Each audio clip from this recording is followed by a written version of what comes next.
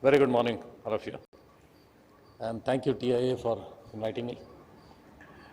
I come from a marine background. I understand the seas, the rivers, the waves very well.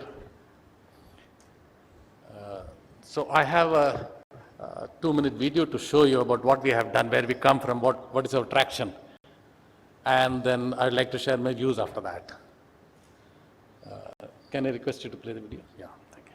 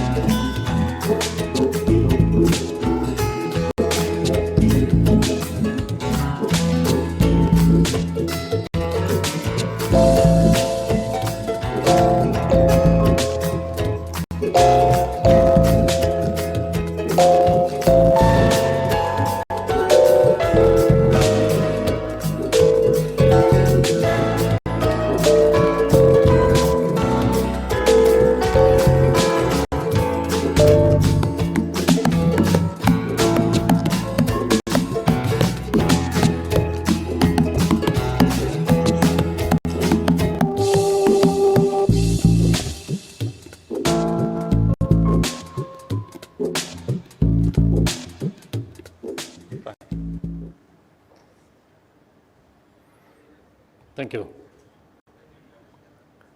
All that you see here was developed by us, designed, prototyped, mostly right. Sometimes you get it wrong, and until you take it to commercialization, all of that.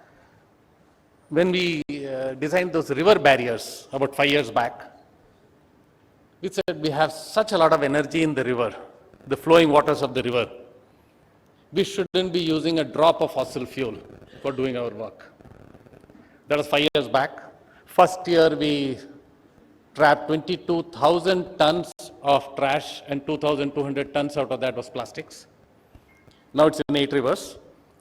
We still have not used a single drop of fossil fuel to trap that and bring it to the river bank. From the river bank, of course, we use fuel with the JCBs and the conveyors to take it off the water.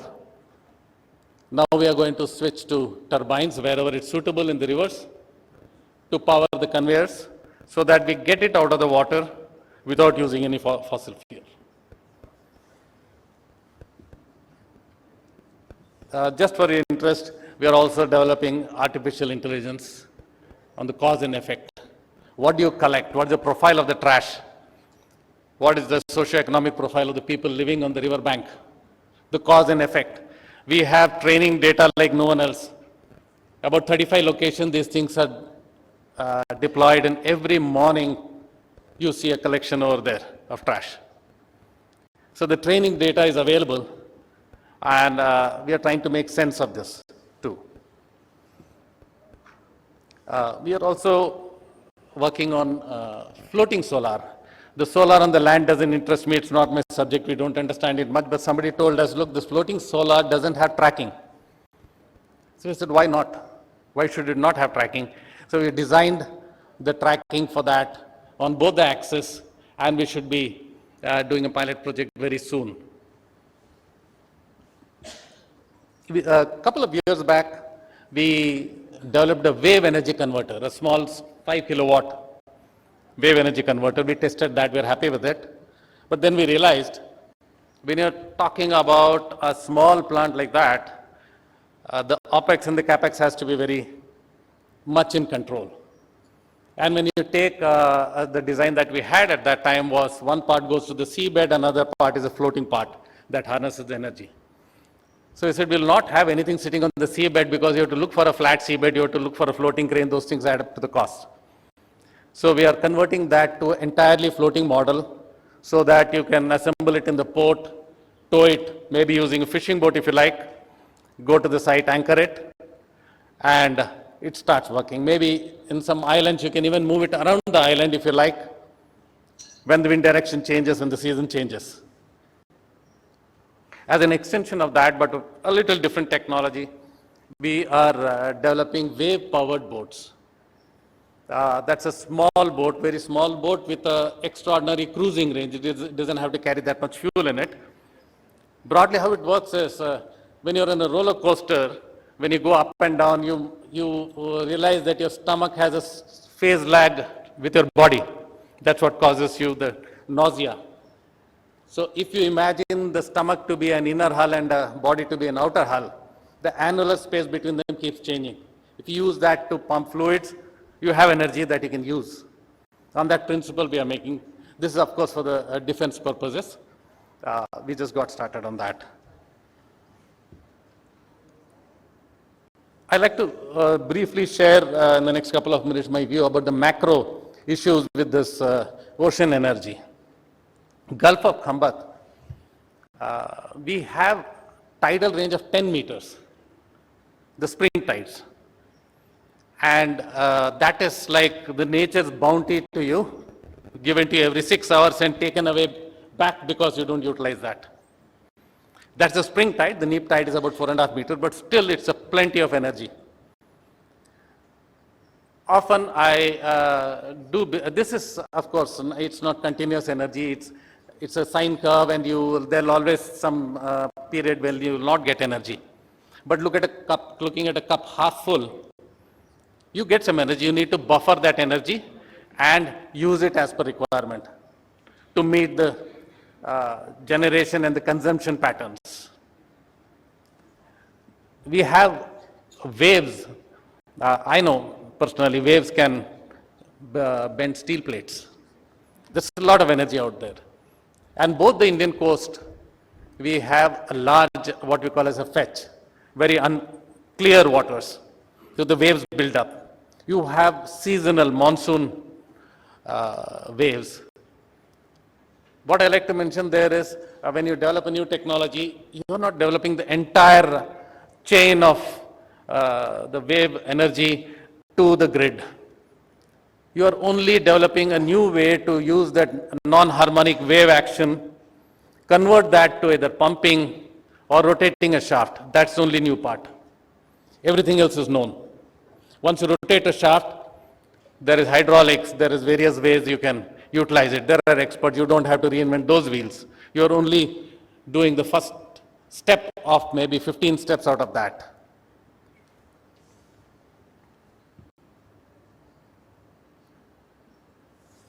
In the real world, when I go and talk about wave energy project, people immediately ask me, okay, what is the levelized cost of tariff? In the real world, you are benchmarked against existing forms of energy. When solar first came, I believe it was $120 to a watt, 1 watt of power generated. Now it has come to 20 cents about. So this is at its infancy. So it still works only where you do not have very easy substitutes like the islands. So pitching it immediately in against other energy requires a lot of long vision from the government and people who can put in that money to handhold you until you are ready to compete with others when the economy of scale has come in. But we have the natural resource, there's no denying that fact.